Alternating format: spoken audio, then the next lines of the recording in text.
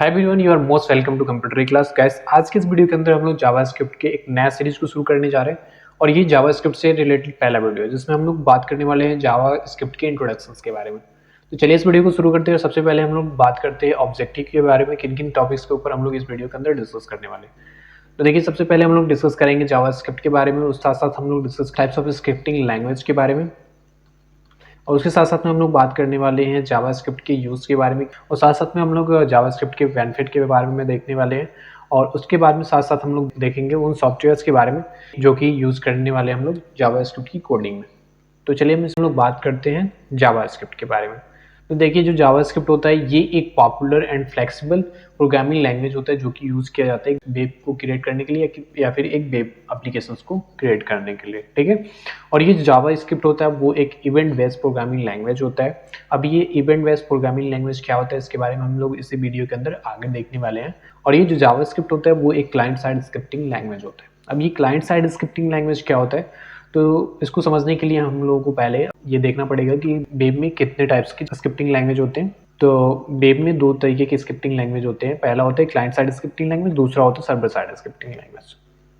तो client side scripting language क्या होता है और सर्वर साइड स्क्रिप्टिंग लैंग्वेज क्या होता है, इसको चलिए हम लोग ब्रीफली समझते हैं।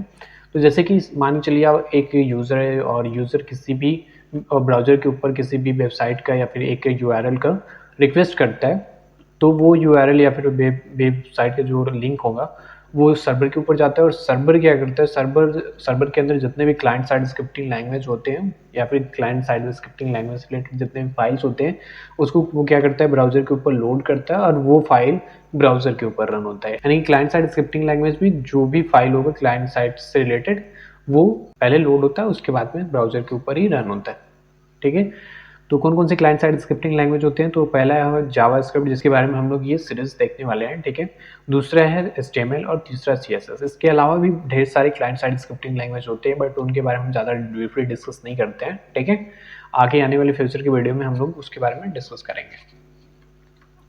तो दूसरा हम लोग बात करते हैं सर्वर साइड स्क्रिप्टिंग लैंग्वेज की। तो सर्वर साइड स्क्रिप्टिंग लैंग्वेज क्या होता है, यूजर जब किसी भी ब्राउजर पे किसी भी यूआरएल या फिर वेब पेज का डिमांड करता है या फिर रिक्वेस्ट करता है तो वो जाता है सर्वर के ऊपर, ठीक है।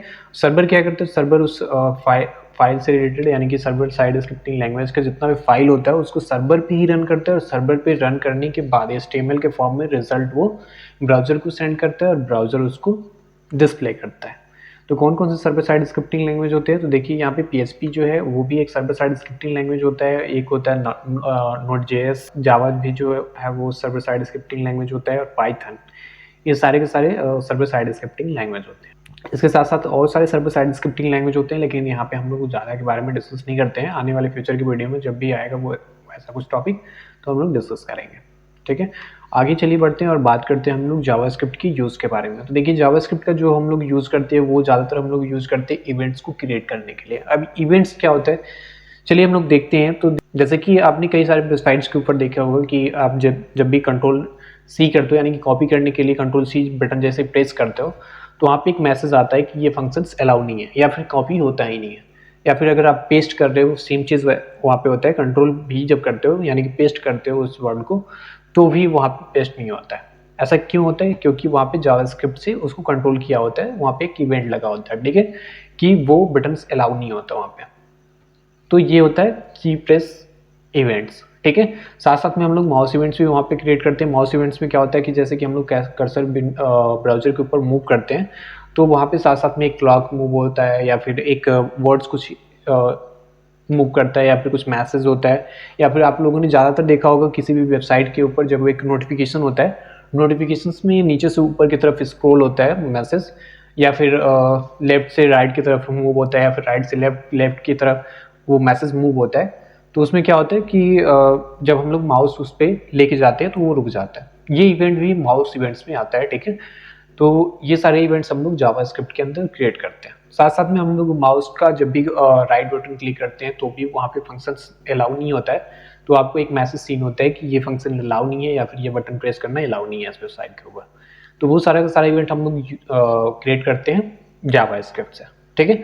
साथ साथ में हम लोग विंडो इवेंट्स भी क्रिएट करते हैं। विंडो इवेंट्स क्या होता है, विंडो इवेंट्स में जैसे कि हम लोग सब कुछ करिए किसी भी वेबसाइट के ऊपर जाते हैं और वेबसाइट के पेज को क्लोज करते हैं या फिर एक नए विंडो पे हम लोग जाते हैं तो भी हम लोगों को मैसेज सीन होता है कि नहीं आपको ये अलाउ नहीं है। या फिर आप एक विंडो को जब क्लोज करने जाते हो या फिर किसी भी वेबसाइट पर्टिकुलर वेबसाइट पे आप होते हो और उस वेबसाइट को क्लोज करने जाते हो तो आपको एक मैसेज सीन होता है या फिर एक अलर्ट डिस्प्ले होता है कि क्या आप वाकई में इस वेबसाइट को क्लोज करना चाहते हैं। तो ऐसा कुछ मैसेज सीन होता है और अगर आपने यस कर दिया तो वो विंडो क्लोज हो जाता है या फिर नो करेंगे तो विंडो क्लोज नहीं होता है। तो ये सारा का सारा इवेंट्स हम लोग क्रिएट करते हैं जावास्क्रिप्ट के अंदर, ठीक है। साथ साथ में हम लोग फॉर्म वैलिडेशन भी इस्तेमाल करते हैं जावास्क्रिप्ट के अंदर। जैसे कि फॉर्म वैलिडेशन क्या होता है, फॉर्म वैलिडेशन में सपोज करिए जैसे कि अगर मोबाइल नंबर 10 अंक का होता है तो अगर आपने 8 अंक ही लिखा तो वहाँ पे एक मैसेज सीन हो जाता है, वो भी हम लोग जावास्क्रिप्ट के अंदर ही क्रिएट करते हैं या फिर कोडिंग करते हैं। जावास्क्रिप्ट का कोडिंग होता है या फिर जावास्क्रिप्ट का इवेंट्स वहाँ पे लगा होता है, ठीक है। और साथ साथ में हम लोग जैसे कि कई सारे ऐसे इवेंट्स होते हैं, जैसे सेलेक्ट का इवेंट्स होता है, जैसे कि मान चलिए हम लोग यूपी के हैं तो यूपी की हम लोग सेलेक्ट करते हैं, उसके बाद में डिस्ट्रिक्ट सेलेक्ट करना होता है। डिस्ट्रिक्ट सेलेक्ट जैसे ही हम लोग करते हैं तो साथ साथ में ऑटोमेटिक विलेज भी आ जाता है, कई सारा विलेज उस डिस्ट्रिक्ट से रिलेटेड जितने भी विलेज होंगे वो विलेज के नेम लिस्ट वहाँ पे सीन हो जाता है। तो ये कैसे होता है, ये होता है जावास्क्रिप्ट के इवेंट्स के थ्रू, ठीक है। तो चलिए अब हम लोग आगे बात करते हैं कि जावास्क्रिप्ट से बेनिफिट्स क्या है। तो देखिए जावास्क्रिप्ट के अंदर हम लोग एक अट्रैक्टिव वेब पेज क्रिएट कर सकते हैं, साथ साथ में हम लोग एक डेस्कटॉप एप्लीकेशन क्रिएट कर सकते हैं और उसके साथ साथ में हम लोग एक मोबाइल एप्लीकेशन भी क्रिएट कर सकते हैं जावास्क्रिप्ट के थ्रू। उसके साथ साथ में हम लोग डिस्कस करते हैं सॉफ्टवेयर रिक्वायर्ड कि कौन कौन से सॉफ्टवेयर की जरूरत पड़ने वाली है जावास्क्रिप्ट में कोडिंग करने के लिए। तो देखिए यहाँ पे आपको एक HTML एडिटर की जरूरत पड़ने वाली है जिसमें आप लोग यूज़ कर सकते हो notepad, notepad plus plus, Sublimes use कर सकते हो, एटम्स यूज़ कर सकते हो या फिर एक ब्रैकेट्स का सॉफ्टवेयर होता है उसको इस्तेमाल कर सकते हो HTML एडिटर के तौर पे, ठीक है। और साथ साथ में आपको एक वेब ब्राउजर की जरूरत पड़ने वाली है जिसमें आप लोग इस्तेमाल कर सकते हो क्रोम को या फिर फायरफॉक्स को या फिर इंटरनेट एक्सप्लोरर को, सफारी इस्तेमाल कर सकते हो, ओपेरा इस्तेमाल कर सकते हो। ऐसे कई सारे वेब ब्राउजर्स हैं जिनको आप इस्तेमाल में ला सकते हो, ठीक है। तो यहाँ पे कुछ ज़्यादा सॉफ्टवेयर की जरूरत नहीं पड़ती है, सिर्फ आपको एक HTML एडिटर होना चाहिए या फिर टेक्स्ट एडिटर होना चाहिए और साथ में आपके पास में एक वेब ब्राउजर होना चाहिए जिससे आप उस वेब पेज को सेंड कर सको, ठीक है। तो ये थे जावास्क्रिप्ट से रिलेटेड इंट्रोडक्शन और आगे के नेक्स्ट के वीडियो में हम लोग बात करेंगे इम्प्लीमेंटेशंस के बारे में, ठीक है, कि कैसे हम लोग जावा के इम्प्लीमेंट करते हैं किसी भी वेब पेज के अंदर, ठीक है। और कौन कौन से टाइप के इम्प्लीमेंटेशन होते हैं, इन सारे टॉपिक्स के ऊपर हम लोग नेक्स्ट वीडियो के अंदर डिस्कस करने वाले हैं, ठीक है। तो आज के लिए बस इतना ही, फिर मिलते हैं नए वीडियो में, तब तक की इजाजत दो, बाय बाय, टेक केयर, जय हिंद, वंदे मातरम।